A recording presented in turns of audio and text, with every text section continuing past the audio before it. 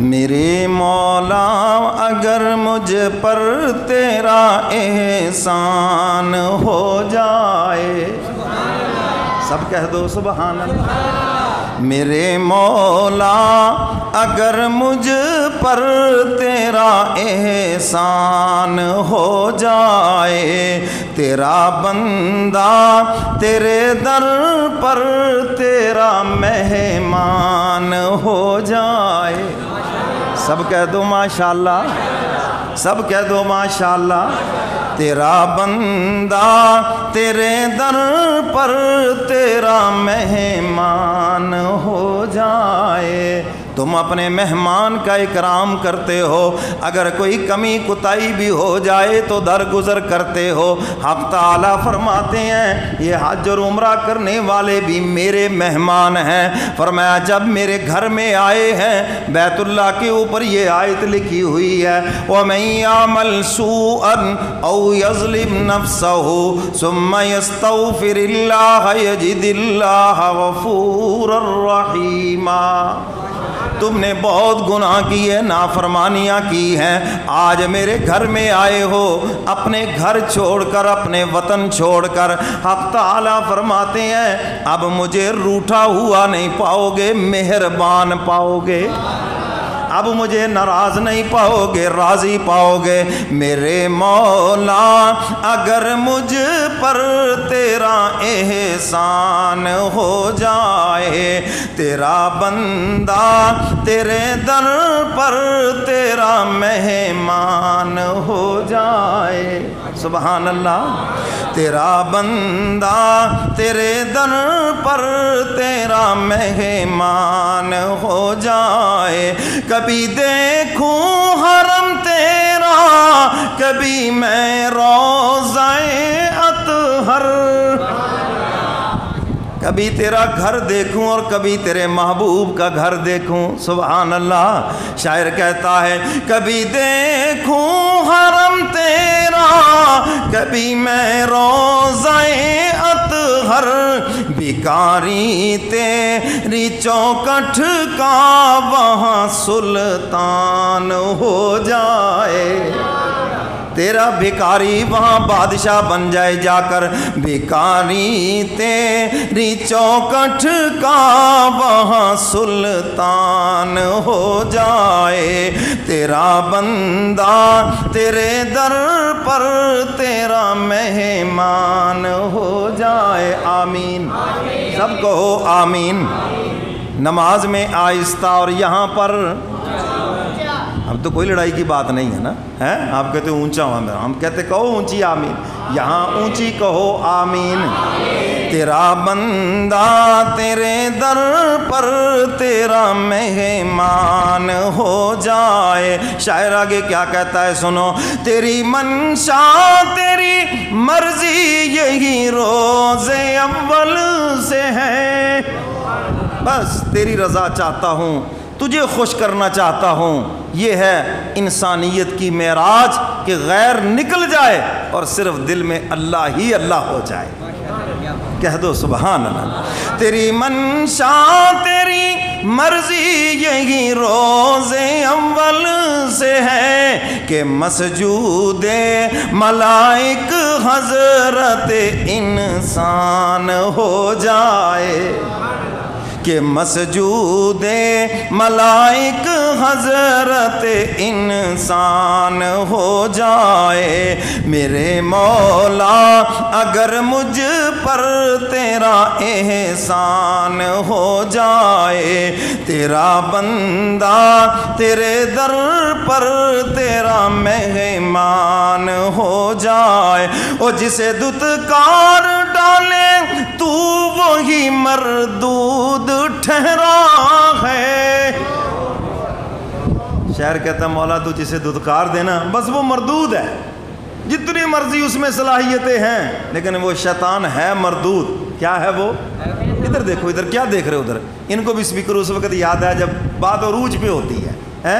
یہ کام آپ بیان سے پہلے کیا کریں، اب چھوڑ دیں اس کو جو بھی ہے۔ تو شیطان مردود ہے، سمجھ گیا کہ نہیں؟ صلاحیتوں کی اللہ کے ہاں کوئی معیار نہیں ہے، اللہ کے ہاں قابلیت نہیں قبولیت ہے، جس کو وہ قبول فرما لیں، جس پہ اپنا فضل فرما دے وہی کمال والا۔ قابلیت تو اس مردود میں بڑی ہے، ڈاکٹر کو ڈاکٹر کے انداز میں گمراہ کرتا ہے، مولوی کو مولوی کے روپ میں گمراہ کرتا ہے، بزنس مین کو بزنس مین کے روپ میں گمراہ، ایسا بیروپیہ ہے، ہر روپ دھار لیتا ہے۔ قابلیت تو ہے مگر قبولیت نہیں، مردود ہے خدا کے دربار سے۔ شاعر اسی کا ترجمہ کر رکھا ہے، سنو کیا کہتا ہے، تیری منشا تیری مرضی یہی روز اول سے ہے کہ مسجود ملائک حضرت انسان ہو جائے، میرے مولا اگر مجھ پر تیرا احسان ہو جا، جسے دتکار ڈالے تو وہی مردود ٹھہرا ہے، جسے اپنا بنا لے تو وہی ذی شان ہو جائے۔ شاعر کہتا ہے مولا تو جسے اپنا بنا لے نا وہی ہے اصل میں شان والا، اور جس کو تو اپنے دربار سے بھگا دے نکال دے وہ مردود ہے۔ تو اللہ کے ہاں اصل قبولیت ہے، اللہ ہم سب کے اعمال کو قبول فرما لے۔ اس لیے نیک عمل کرنے کے بعد یہ دعائیں بھی مانگا کرو کہ یا اللہ جو بھی کچھ کیا ہے سب تیری رضا کے لیے، اور اپنی شان رحمت سے اس کو قبول بھی فرما لے۔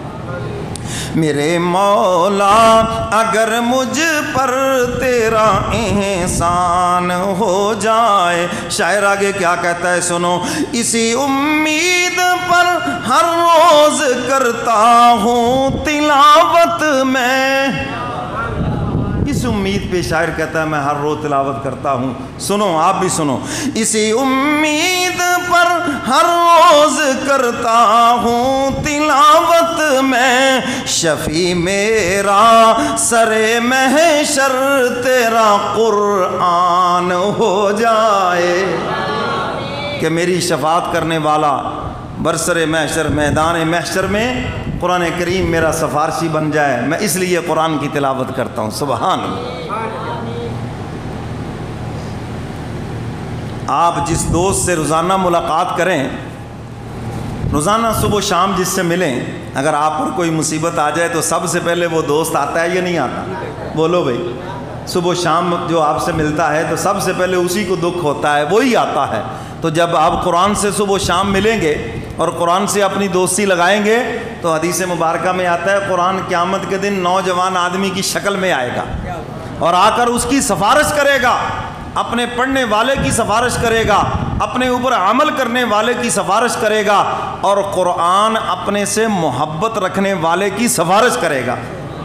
قرآن سے محبت رکھنے والے جو دینی مدارس کے اوپر خرچ کرتے ہیں، جس سے حافظ قاری عالم بن رہے ہیں، یہ قرآن کی محبت ہے، اور ایسے سب لوگوں کا قرآن سفارشی بن کے آئے گا۔ سمجھ آئیے کہ نہیں؟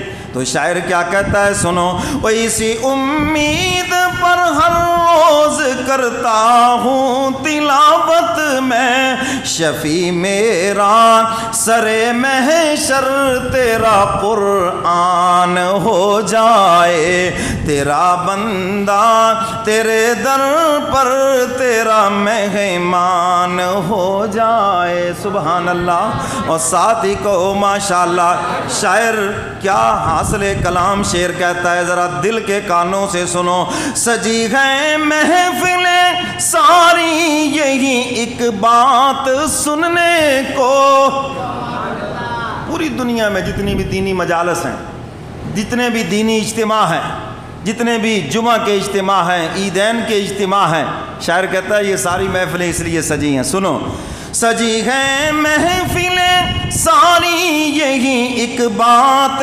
سننے کو، کہ ہم بخشے گئے سارے تیرا اعلان ہو جائے، کہ ہم بخشے گئے سارے تیرا اعلان ہو جائے، میرے مولا اگر مجھ پر تیرا احسان ہو جائے، تیرا بندہ تیرے در پر تیرا مہمان ہو جائے، کروں راضی تجھے ہر شب تہجد کی نمازوں میں.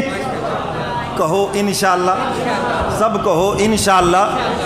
اور ان 10 راتوں کے اندر تو پھر ضروری ہے نا، کہو انشاءاللہ. ہاں میں انہی کی فضیلت کے اندر یہ ساری باتیں عرض کر رہا ہوں. کروں راضی تجھے ہر شب تہجد کی نمازوں میں، اگر کامل میرے خالق میرا ایمان ہو جائے. اگر کامل میرے خالق میرا ایمان ہو جائے. آخر میں جو شاعر دعا کرتا ہے سب نے اس پہ آمین کہنا ہے. سنو، مجھے دیدار ہو جائے تیرے محبوب مدنی کا. کہو آمین. مجھے دیدار ہو جائے تیرے محبوب مدنی کا. کبھی تو خواب میں پورا میرا ارمان ہو جائے. کبھی تو خواب میں پورا میرا ارمان ہو جائے. تیرا بندہ تیرے در پر تیرا مہمان ہو جائے. سبحان اللہ. اور ساتھ ہی کہو ماشاءاللہ، اور سب کہو آمین. تو میرے محترم سامعین، جس کے اوپر حج فرض ہے پہلی فرصت کے اندر وہ حج کرے.